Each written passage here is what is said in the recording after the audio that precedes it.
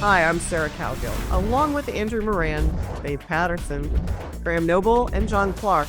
And this is The Conservative Five, an online TV production of Liberty Nation News.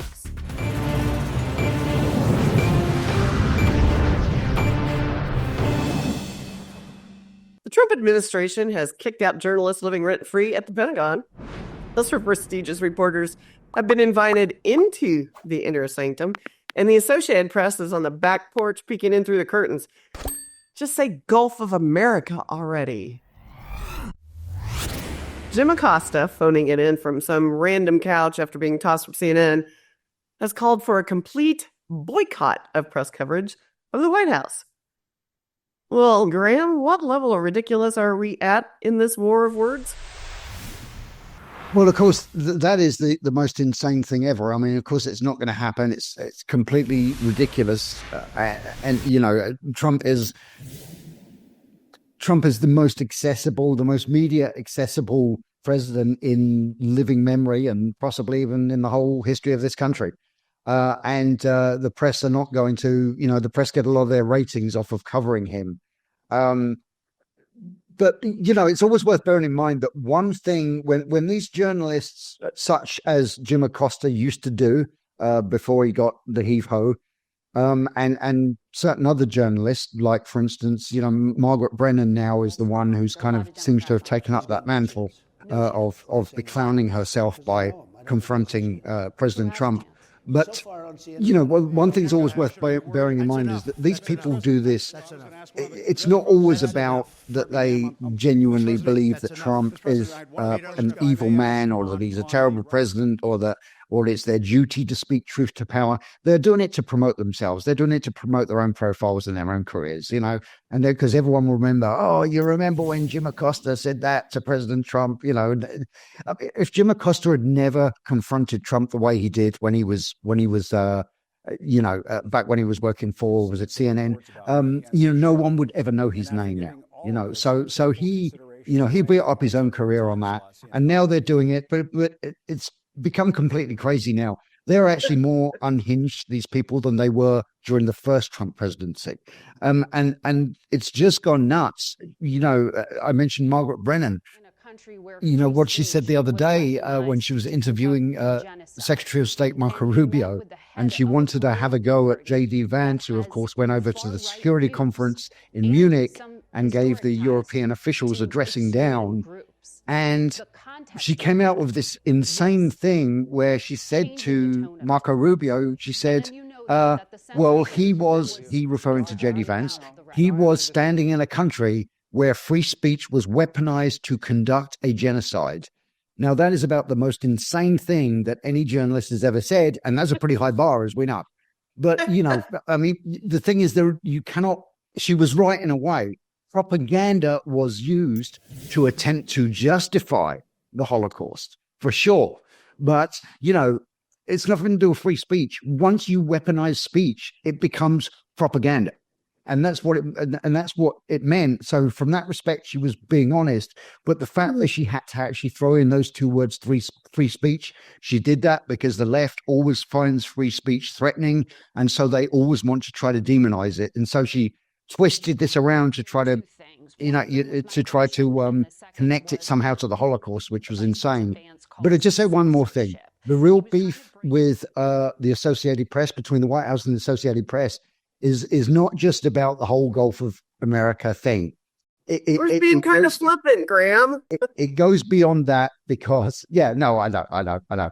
And it goes beyond, it was just childish, I personally don't care whether we call it Gulf of Mexico or Gulf of America. I live on the Gulf, and here we just call it the Gulf. We could call it the Gulf formerly known as the Gulf of Mexico, perhaps. I don't know. I'll just leave you with one quick comment. The beef of the Associated Press is because the AP style guide is the one that's used by most of the print and digital media world. And so therefore AP gets to a certain extent dictate the language that is used in newspaper reports and so on. And they've always insinuated this kind of progressive style, new speak, these new words that they like to use. And that's why AP in particular, I believe, is actually been kind of singled out by the White House. Well, Jim Acosta, is he a leader of the resistance? I mean, come on, John Clark. Um, if you're a prized White House press corps guy, would you go, yeah, Jim Acosta, let's do it? Well, actually, I wanted to announce that I have been admitted to the Corps on behalf of Liberty Nation. I'll be starting next week, and I will be calling on all Americans to ban and boycott Associated Press. And I will see how that goes. Yeah, that's working well. I think actually he's a symbol of the death throes, not only of his own career, but that of the Associated Press's legitimacy as a news organization, as a once upon a time journalistic organization. I've had my own spar with them recently when they have issued a fact check about my claims, which was abjectly false. And so, but I do want to put a plug here for Joe Schaefer, who actually said what Graham just pointed out in an article at Liberty Nation, January 26th of 2019, titled, Making Himself the Story Pays Off for CNN's Acosta. He's trying to make himself the story again. And he's actually projecting onto others what he does, which is tell mistruths. And actually, if he figured this out a while ago, he could have talked about in front of Karine Jean-Pierre, he should have called them the Washington Redskins. And then maybe he would have got thrown out then, right, for going against the renaming of things. This morning, though, Mr. Acosta accosted Carolyn Levitt, which is the ultimate in irony, because here he is in his 50s attacking a 27-year-old and calling her a liar and other things, and really just showing how low he's willing to go to bully somebody who has schooled him, who is schooling the media, who is showing her merit over her age or anything else. And so in the end, I think that what he's really doing is she's schooling the old schoolers, and we're seeing a new stage, hopefully, of a return to integrity in journalism that she is in charge of administering. And I don't think anybody's going to give up their seat in the White House press corps because he's rallying the troops to rebel because of his own ego. And so I don't think he's going to get a book out of it this time, because that's what Joe Schaefer was talking about at the time, that it pays off for him to do this. I don't think these hijinks are going to work for him this time. I think he's just a has-been, and he's going to disappear with Whoopi Goldberg and some others who are just tiresome, and people are sick of the dishonesty and the acrimony. Where are these people so angry? I mean, Andrew, do your kids throw fits like this? This is, the terrible twos. Are they all in the throes of a rebirth?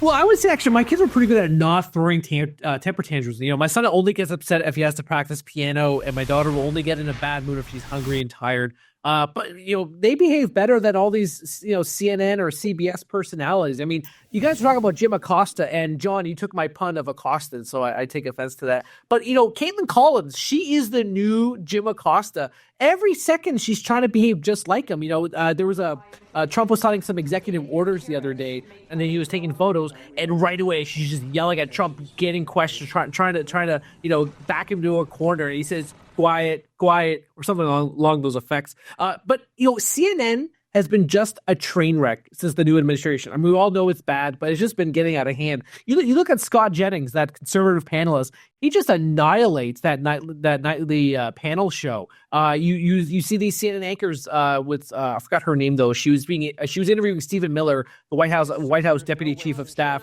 and she's just trying to once again back him into a corner. But once again, it's a murder live on television. You have to call 911 just because of how devastating, how much he destroyed that CNN anchor yet on the topic of immigration and deportation. So overall, CNN is a complete mess. But the rest of the alphabet networks are just a complete mess too. CBS, Graham alluded to Margaret Brennan. She's just been, maybe she's the successor to Jim Acosta, mainstream media. In addition to that free speech remark, she tried to blame GD Vance for not solving the problem of egg prices within the administration's first week. So these people are just jokes, and it's telling of why most Americans don't trust the mainstream media, according to Gallup polling.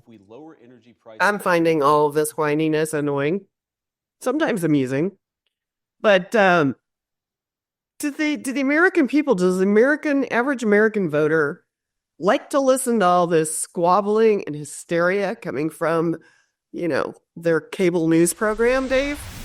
No, they don't. And they're a lot smarter than the cable news and the standard media think that they are, and so they get the gag. I mean, for example, they look at Jim Acosta's behavior. He's the spoiled milk carton child for Trump derangement syndrome, and his only claim to fame is that he goes from irritating to odious in about 3.2 seconds. Well, we should throw him on a milk carton. Have you seen me? Yeah, right.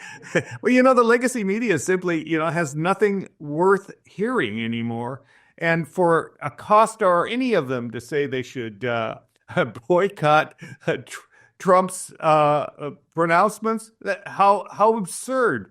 Trump puts out a news story, per unit time more than anyone else. And if you diss Trump, then you have really nothing to say during a news cycle.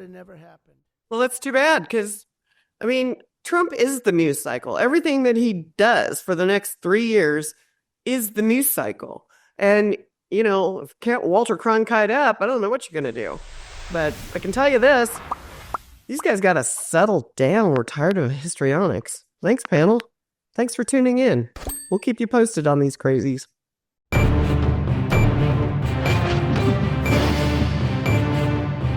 That's it for our Conservative 5 panel today. Check out our other C5 shows and segments on your favorite video platform, YouTube, Vimeo, Rumble.